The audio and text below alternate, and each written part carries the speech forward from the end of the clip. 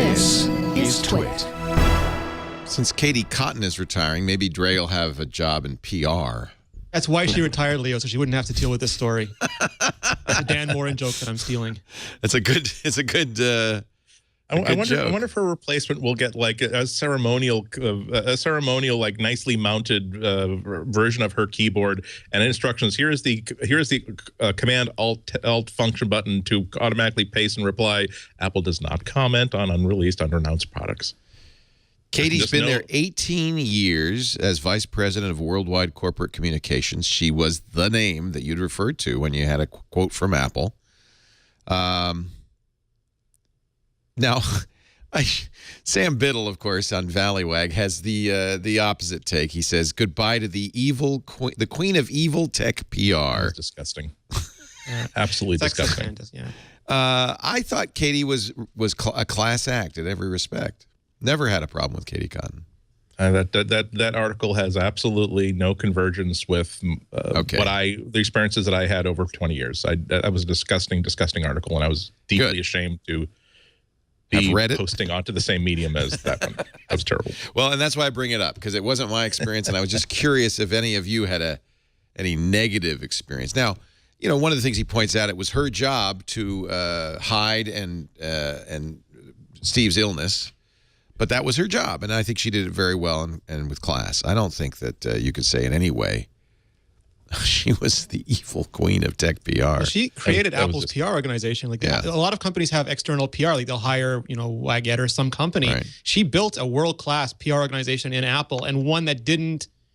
I mean, some people would say that they were very quiet, or that they were a wall instead of an enabling force. But she built an absolutely first-class press organization, and she built the culture of that inside Apple. And there's a lot of wonderful senior and junior press people at Apple who were part of that teaching and that process, or that enculturation, and that at least is going to persist long past Katie. Cotton's comment to Recode is, "This is hard for me. Apple's been a part of my heart and soul." Apple said, the official Apple statement, she wanted to spend time with her children for some time now. We're really going to miss her. 18 years is a long time to be doing what she's been doing, and I think she deserves a break, frankly. Yeah.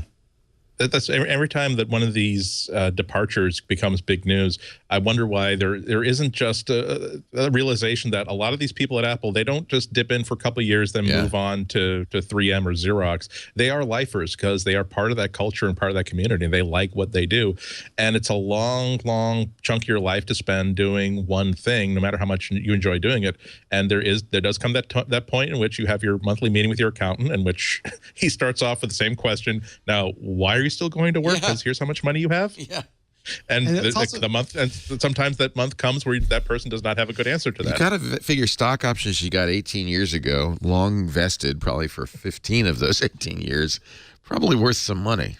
I mean, it's important to understand. I have friends in a lot of different tech companies, and some of them will tell me, "Oh, I made an icon last month, or I made a line of code last month," and they'll have projects that come and go, and they'll have time to take off, and they'll have, it's not a constant struggle. At Apple, almost everybody is doing the equivalent of a marathon in bursts of sprints, and that includes their PR people who are busy on Sundays, at all hours of the day and night, and to do things like launch an iPhone, launch an iPad, and it's exhausting. It's like a forced march after forced march, and now some of them are taking the opportunity to, since there is a change of the guard at Apple, they're taking the opportunity to take stock and say, "Okay, I'm done. I need a rest."